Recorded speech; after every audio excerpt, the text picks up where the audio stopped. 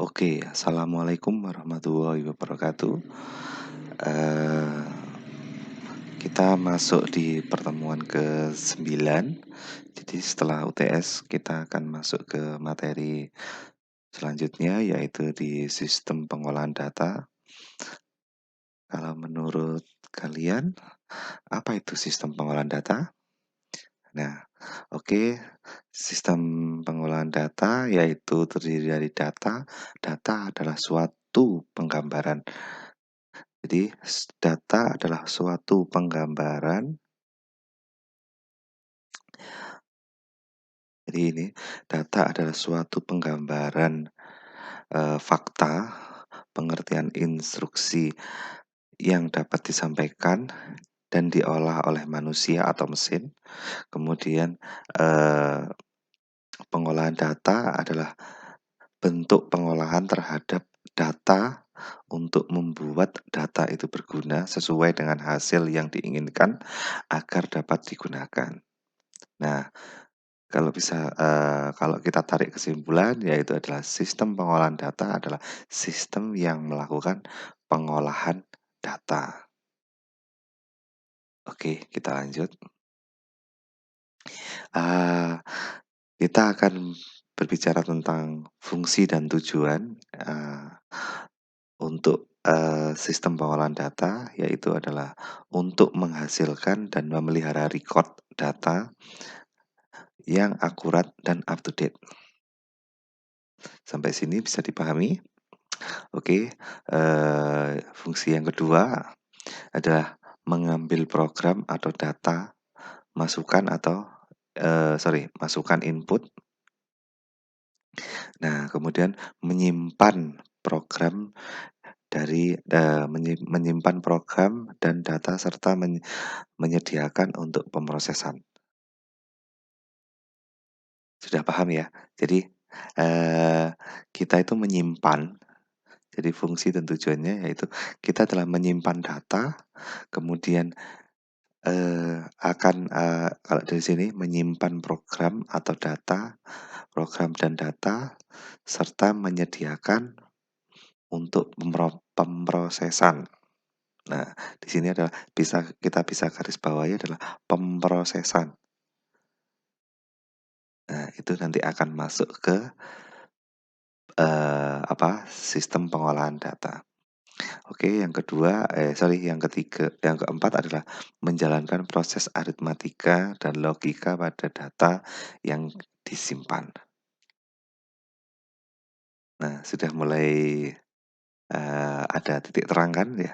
Kemudian adalah yang kemudian menyimpan hasil antara dan hasil akhir pengolahan. Jadi bisa dipahami. Kemudian adalah mencetak dan menampilkan data yang disimpan atau di hasil pengolahan. Ada yang bisa menyebutkan contohnya apa? Oke, contohnya yaitu kalau kita misalkan mempunyai data mahasiswa Unira dari angkatan 2017 sampai angkatan 2022 misalkan. Nah, dari data itu tadi nanti kita bisa pilih berdasarkan fakultas kah, berdasarkan prodi kah, atau berdasarkan angkatan seperti itu. Nah, nanti kita mau menyimpan atau mengelolanya, tujuan kita itu ke arah yang mana, seperti itu. Oke, kita lanjut. Nah, untuk metode pengolahan data, menurut Batch dan Stater, ada dua macam metode pengolahan data. Yang pertama adalah sistem manual dan sistem yang kedua adalah sistem elektromekanikal. Nah, kalau dilihat dari sistem manual, oke, kalau sistem manual yaitu kita akan membicarakan untuk mengolah mengolah data atau metode pengolahan data. Kalau secara manual yaitu kita membutuhkan, apa namanya, semua operasi yang dilakukan oleh tangan dan alat bantu dan bantuan alat-alat penting seperti pensil, kertas, dan lain sebagainya. Nah, kita bisa membedakan, eee, sistem manual sama sistem elektromekanikal.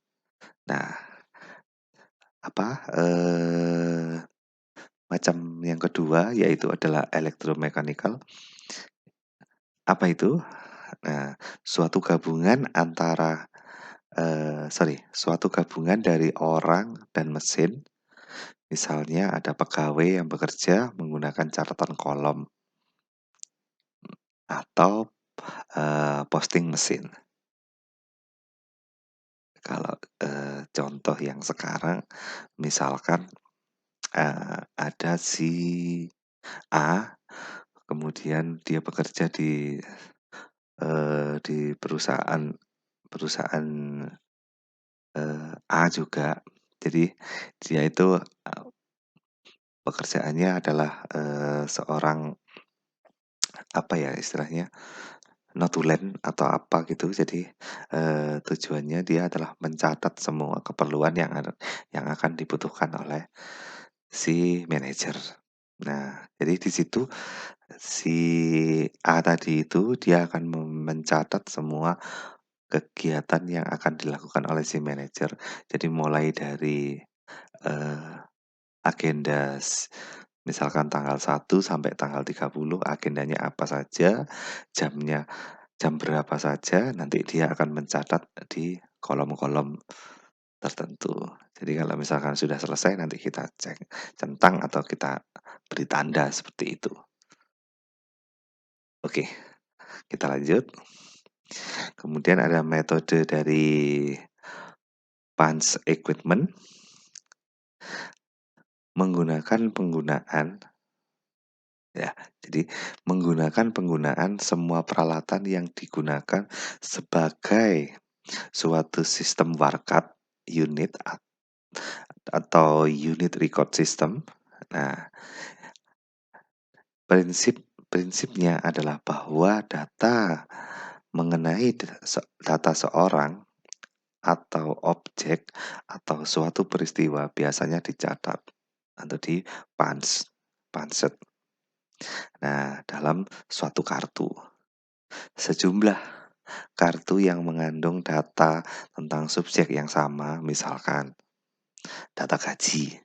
Nah, nanti digabungkan bersama, membentuk suatu objek. Oke, kita ulang.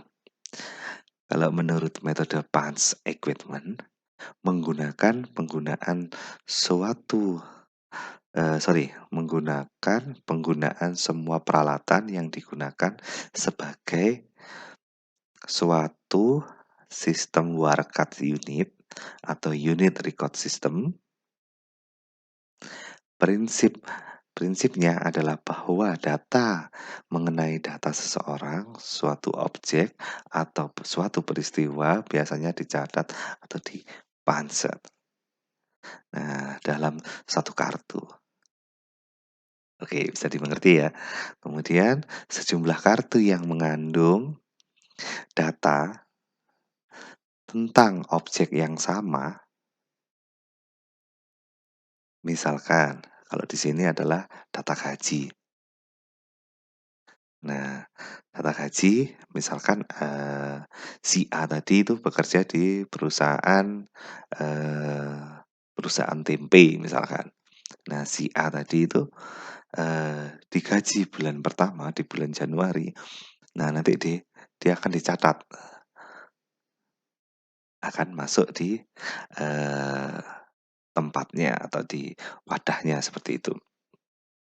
Kemudian di bulan berikutnya dia akan juga, ada pencatatan gaji di bulan berikutnya, kemudian berikutnya lagi, nanti akan digabungkan. Nah nanti digabungkan bersamaan, nanti akan membentuk suatu objek. Gimana? Bisa dipahami ya? Oke, kemudian ada metode elektrik komputer. Nah, suatu susunan dari alat-alat masukan, suatu unit pengolahan pusat, atau disebut dengan control processing unit, dan alat-alat keluaran. Bisa dipahami? Apa ya contohnya ini ya? Hmm, kalau saya menangkapnya yaitu tentang ini, apa namanya, jadi gabungan antara komputer dan printer. Kalau menurut saya seperti itu. Kalau ada yang mempunyai pemikiran yang lain, nanti bisa didiskusikan di pertemuan berikutnya atau di grup WhatsApp. Nah, kalau menurut saya tadi, ini adalah, suatu, apa namanya, suatu komputer dengan, eee, printer. Kenapa? Karena di sini adalah, suatu susunan dari alat-alat masukan, suatu unit pengelola pusat atau control processing unit, dan alat-alat keluarannya. Nah, kalau alat keluarannya, kalau misalkan kalau saya tadi membayangkan, ada komputer mempunyai data. Nah, nanti nanti bisa kalau ada kata-kata alat-alat keluaran, nah nanti bisa dicetak eee, atau dikeluarkan atau di-print sesuai dengan keinginan yang kita minta. Misalkan datanya si A tadi, saya mau mencari data alamat rumahnya. Kan nggak mungkin saya print semuanya, jadi cukup saya tampilkan namanya si A dan alamatnya di mana, seperti itu. Bisa dipahami ya? Oke, kita lanjut. Nah, pengolahan data pada komputer, pengolahan data, ya, sistem pengolahan data dirancang untuk mengumpulkan data yang menggambarkan tiap-tiap tindakan interval perusahaan dan menggambarkan transaksi dengan lingkungannya.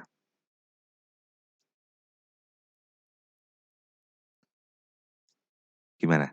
Ada yang ada yang mengerti atau kita pelajari pelan-pelan? Jadi gini, sistem pengolahan yang dirancang untuk mengumpulkan data yang menggambarkan tiap tindakan internal perusahaan dan menggambarkan transaksi dengan lingkungannya.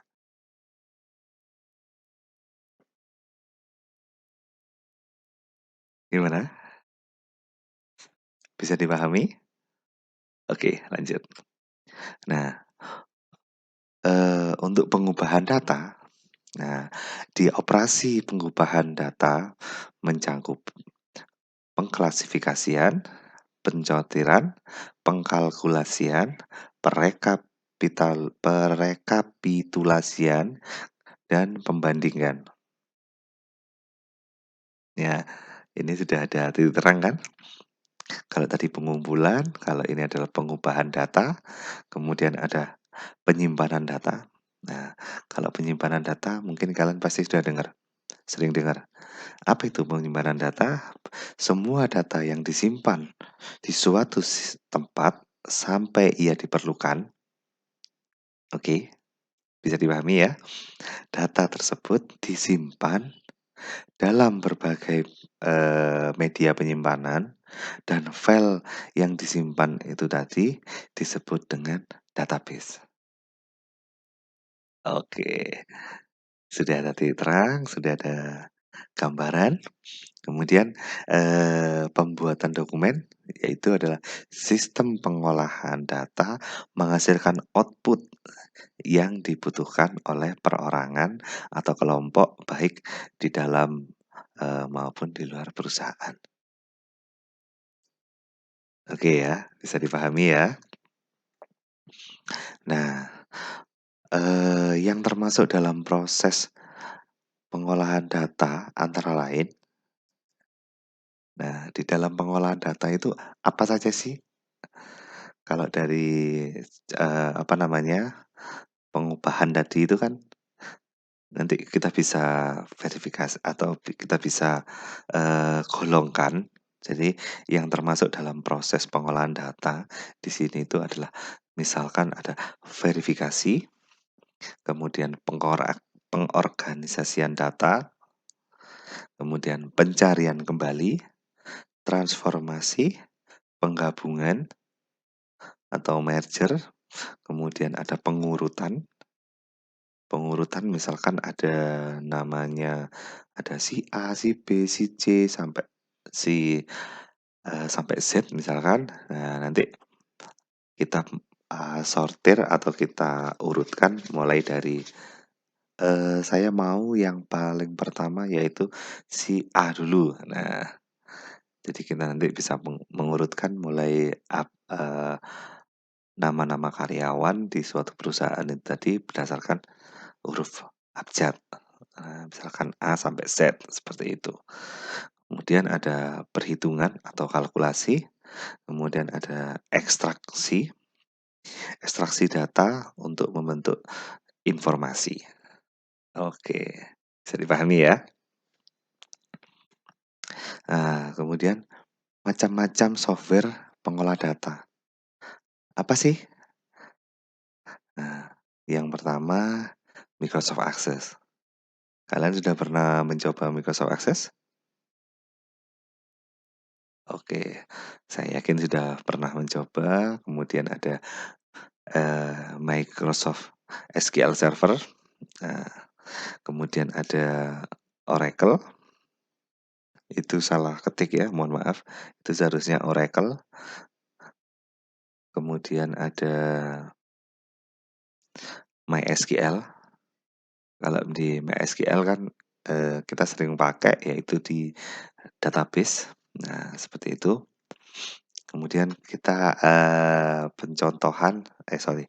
kita akan memberikan contoh di Microsoft Access. Di Microsoft Access ada macam-macam query dalam Access. Oke, paham ya? Macam-macam query. Nah, secara umum query di dalam Microsoft Access mempunyai 5 jenis query yang dapat digunakan dengan rincian sebagai berikut.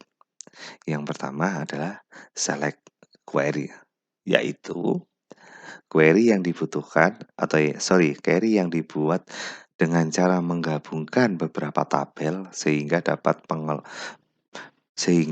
didapatkan sekelompok data yang ditampilkan dalam format datasheet. Oke ya, bisa dipahami ya.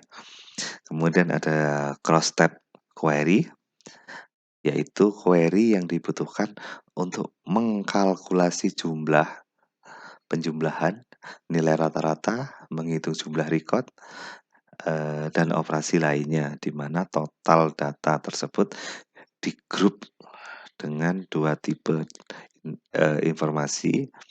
Satu informasi berisi pada sebelah kiri sebagai baris, kemudian informasi lainnya pada di sebelah judul kolom, seperti itu. Kemudian ada parameter queries, yaitu query yang bekerja berdasarkan data-data kriteria dan parameter lainnya yang dimasukkan terlebih dahulu ke dalamnya. Oke, kita ulangi. Parameter queries yaitu queries yang bekerja berdasarkan data-data kriteria dan parameter lainnya yang dimasukkan terlebih dahulu ke dalamnya. Ciri utama query jenis ini adalah pada saat query dijalankan pertama kali akan muncul di dialog box yang meminta Anda untuk mengisi data-data yang diperlukan. Misalkan kriteria ataupun nilai tertentu. Jadi kalau misalkan dari jumlah mahasiswa di prodi TI. Nah, nanti kita bisa pilih query apa aja, misalkan, query nilai terendah atau nilai, paling kecil, misalkan, seperti itu. Atau misalkan, eee, dari jumlah mahasiswa TI yang sekarang ini, ada nggak yang belum selesai atau belum, ada yang mengulang misalkan, atau yang nilainya E. Nanti akan muncul data-data yang mahasiswa nilainya itu, nah itu nanti sesuai dengan kriteria atau nilai tertentu, seperti itu. Kemudian ada action queries, yaitu queries yang digunakan untuk membuat, merubah, dan memodifikasi suatu data atau struktur tabel.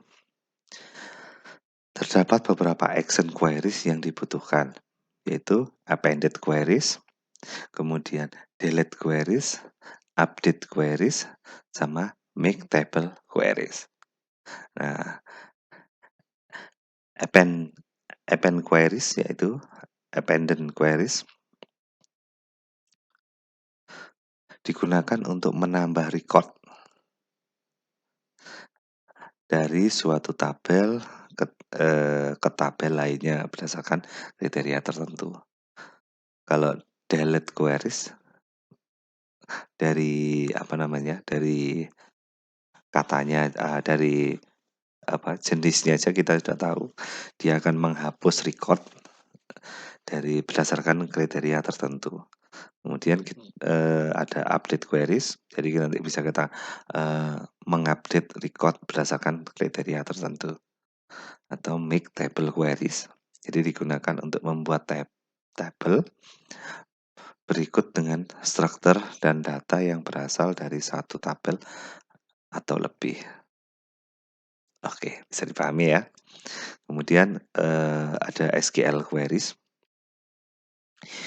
atau bisa disebut dengan SQL specific queries, adalah query yang dibuat secara langsung menggunakan bahasa SQL. Oke, bisa dipahami ya. Kemudian, setelah kita membahas semua tadi, maka akan adalah keuntungan perangkat. Jadi, keuntungan perangkat lunak pengolahan data. Nah, dari pengolahan data tadi itu, kita akan mendapatkan keuntungan. Apa sih keuntungannya? Yaitu adalah integrasi dengan perangkat lunak berbasis data atau perangkat lunak basis data. Data tidak disimpan di kolom yang berbeda.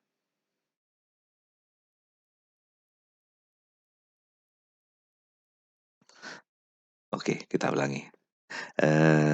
Pengolahan data, kita akan mendapatkan keuntungan setelah kita melakukan pengolahan data, yaitu adalah yang pertama adalah integrasi. Nah, apa itu integrasi? Integrasi adalah dengan perangkat lunak basis data, data tidak disimpan di dokumen yang berbeda.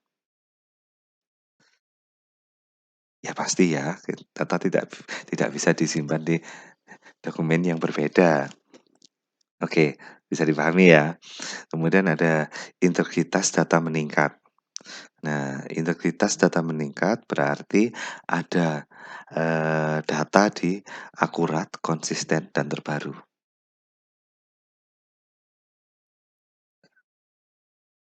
Bisa dipahami?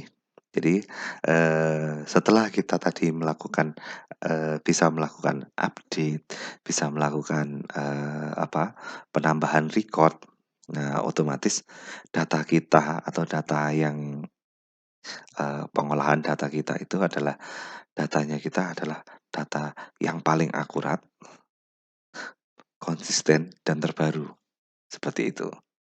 Kemudian ada keamanan data meningkat. Di sini, bisa kita pahami yaitu adalah meskipun berbagai departemen bisa berbagi pakai data atau semua orang bisa mengakses data, namun akses ke informasi bisa dibatasi hanya untuk penggunaan tertentu. Gimana? Bisa dipahami ya?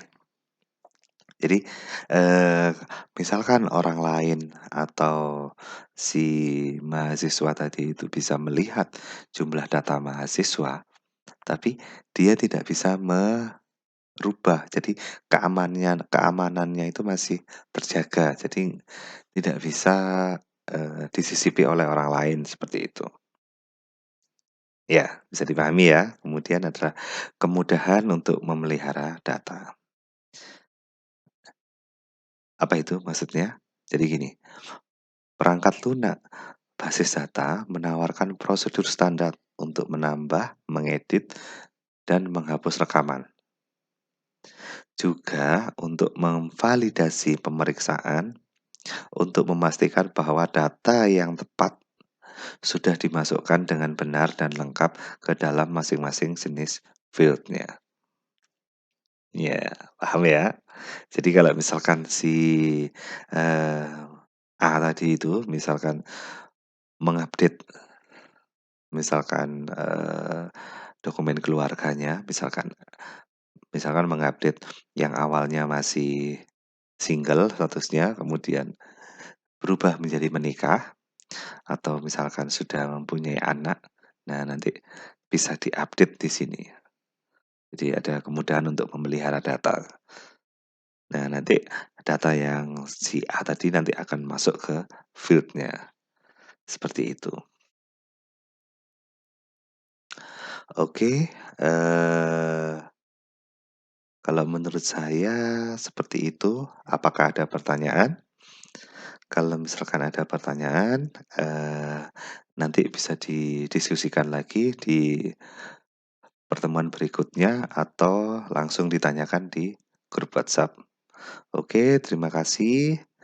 Mohon maaf apabila ada salah kata atau yang kurang berkenan. Wabillahi taufik wal hidayah. Assalamualaikum warahmatullahi wabarakatuh.